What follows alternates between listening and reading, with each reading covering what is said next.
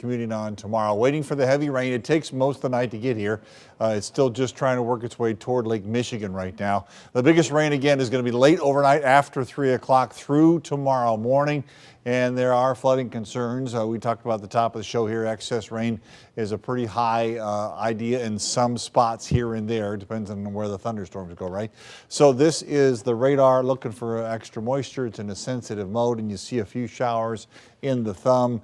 Most of it is just north of I-69, moving northwest to southeast, and there's not much action with this. That's going to be a concern, but you can see it's a different story out here in Wisconsin. So showers and thunderstorms, some of that is severe.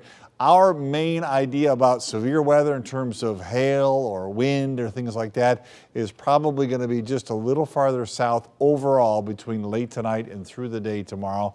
But it's not out of the question here. So here's 1 o'clock in the morning, and you see things coming in here between 3 o'clock and 5 o'clock. It starts to get going here. 5 o'clock to 7 o'clock, it's much more widespread. 7 to 9, it's really coming down.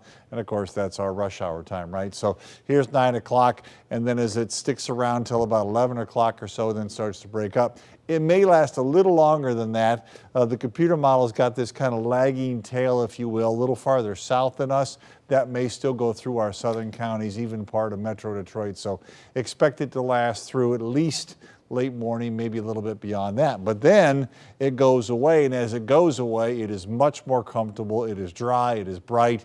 Wednesday all the way through next weekend. So we might pay the price with some very heavy rain. That's the main concern here overnight tonight.